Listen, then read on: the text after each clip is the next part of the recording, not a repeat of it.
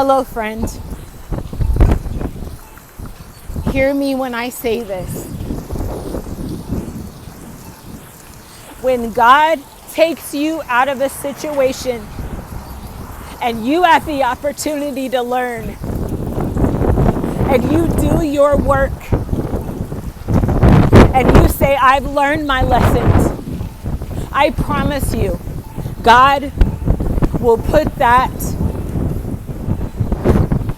repeated experience right in front of you for you to experience it again, to see if you learned the lesson. And you're not going to want to. You're not going to want to do it. Because see, this time you think it's going to be different. It's not going to be like it was before. No, you're ready this time. And God is going to have that experience revisit your life again. Let me tell you what just happened to me. I have been friends with an amazing man for the past few years. Wonderful. Treated me like a goddess. Always been respectful. We had an amazing conversation. And it was very, very healing for him. I noticed I had gone back into old roles that I used to play with men. I'm your healer. I'm your free life coach. I'm Miss Barbara the Builder. Oh, I got you, King. Speaking life into you, King. I'm doing that with this friend. We're building. We get to a point in the conversation, I notice that I feel something. He also let it slip that he's working with some things. So my interest is really piqued now. I'm like, what's up? So we have a conversation over the eclipse when it passes. I spoke life into him. I took that moment that I had promised I was going to have for myself in meditation, taking some time for me this time, choosing me. I told him on the phone, I was like, I gotta go because this is about to pass over. And I want to have this moment and pray. And he said something, and it was like he kind of needed me. So I'm like, you know what? I'm going to spend this moment with you. So I did this prayer over him. You know how we give. And I'm sowing seed into him, and I'm activating this brother. And he's so grateful, and he's transformed. The videos that I do on here, I'm doing them on 10 in his life, like I do. That's what I do. Anyone that's ever been, they know what's up. I'm taking that sacred moment that I had set aside for my life, my own self. And I'm like, I'm going to gift him this sacred moment and speak life into him. So we do all of that. We come out of the conversation. We're continuing to talk. And then the conversation kind of turns left. There was a very small misunderstanding. And he kept saying that I was misunderstanding. And I was trying to let him know, I understand. I'm telling you that you're misunderstanding. It was like one of those back and forths, but he wouldn't let me finish. And then that turned into another conversation where I noticed that his voice started to become really elevated. Now he's starting to yell at me. Then he's going on this fucking long ass diatribe. And I'm like, am I talking to a woman? So, like, what? Why are we going back and forth, So he's going on this long diatribe, and I'm like, I just need you to regulate the conversation. just a little bit, your tone. And then he kept elevating it. It became one of those things. And then the brother went on for this long thing of why he was going to be heard, and I was not going to be allowed to speak or have an opinion or anything. He was going to make sure that he put his fucking foot on my neck. And this is after this, he knows who I am. But he still wanted to make sure that he bucked up to me, because in his own weakened masculinity, when he sees a woman that is in her divine feminine, it's like, yo, let me break her. He knows who I am, y'all. He knows my gifting. He knows my testimony. He knows me, yo. He has seen my light. But in his own weakened state, his woundedness, which is also what was causing me pause. Like, yo, should I even really deal with him right now? Because I already know what's up. That was still me kind of teetering on the edge, right? Watch this. So he's going on this long diatribe and he's yelling. My mind checks the fuck out. And I'm like, all right, check.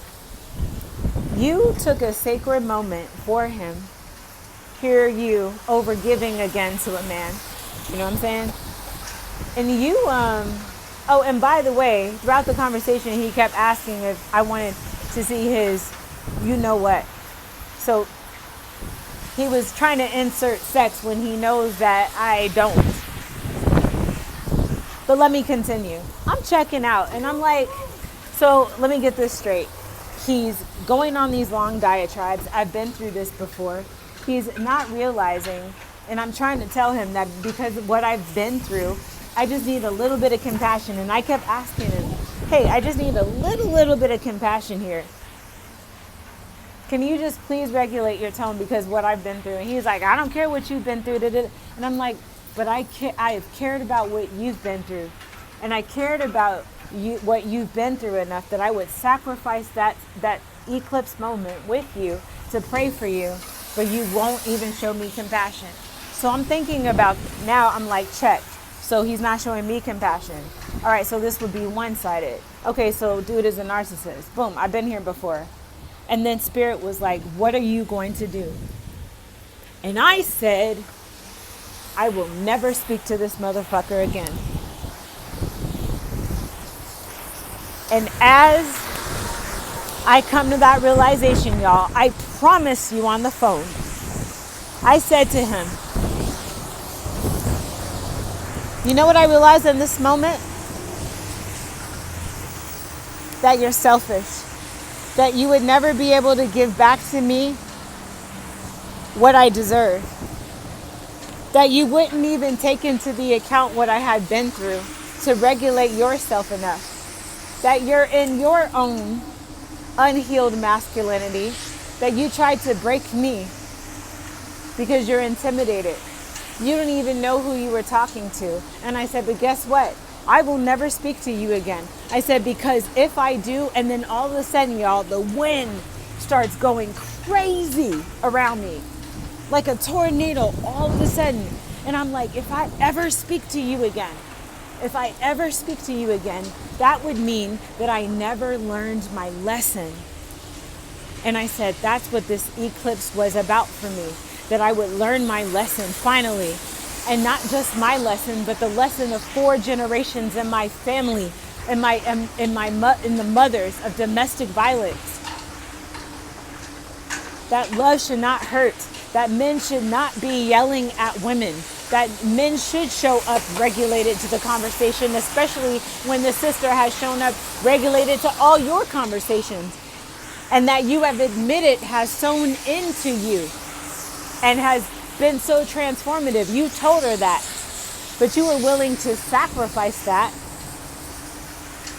because you didn't really love yourself enough. And I kept telling him on the call, you need to love yourself, because when you love yourself, you'll show up regulated for others. But the brother doesn't love himself enough. And that's why him and I would never have been a match. And what Spirit was trying to tell me about this eclipse Mel, you must finally learn that love is reciprocal. Love is does not yell. Love is compassionate. I kept asking him for that. Love is balanced. Love is safe.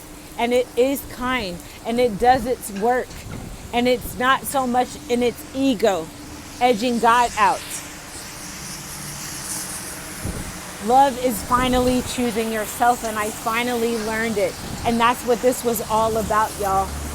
This is the longest video that I've ever done, but I have to say this to you, that everything that I've gone through, all of the pain, my God, domestic violence, my whole life, pain, my whole life. I recently got left after being there for someone and doing everything for them. And they left me high and dry. And then I came on this internet and made myself look like a fool. And I had to see myself in all of this. I had to break that low. And that crash out is what activated me into this newness.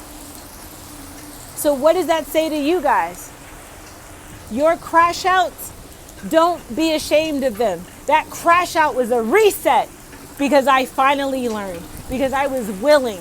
Because remember, he kept mentioning how big it was. And I love, okay. And we vibe together. And I'm like, but you know what I'm saying? I could. No. And he has money. He's talented. He's dope.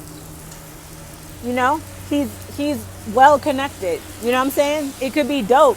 And no, I finally learned my lesson. I choose myself. I love myself. And all of this has been worth it because now I can give you all of this.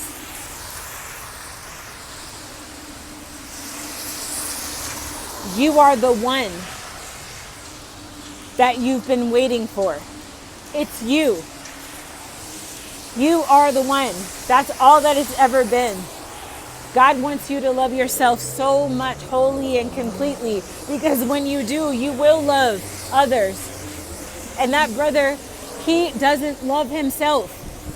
He was telling me about all these different things that he was going to go do to kind of, you know, go get his thing off. So he's in that energy still. And he kept saying it throughout the conversation. Spirit was like, hello, motherfucker. Mel, this is a huge red flag. And I almost, just for a half a second, there was like this romantic feeling that came over me. It was like, what's up? And Spirit was like, I'm about to reveal him to you. That conversation turned like that because he was revealed to me. Times in the past, they were revealed to me. And I didn't learn. I still stayed in a cycle, yo. Because of lack of self-love. Here's the glory. Y'all, here's the glory. I've done so much work on myself. My God, y'all. Oh my gosh. My ceremonies, my making the hard conversations, my willing to forgive conversations and knowings and release work and letting go and letting God and forgiving and awareness of myself and I'm still in progress. But I love myself because that Mel has done the work. I'm doing the work. And I came from a situation that I was taught the most unloving things. I was never taught how to love myself. I've had to learn that. God has shown me that you can and you should, because I deemed you worthy. And I've done that work. I know that, Mel. So you see, I could not continue that connection with that man because I know her now. And as I was saying all of this to him, I said, I cannot stay your friend because it would mean that I didn't learn my lesson. All this wind. And then I said to him, I did that. I changed the wind. You don't even know who you were just speaking to.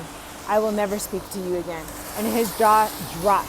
And by the way, y'all, I did change the wind because it was, anyways, I love y'all.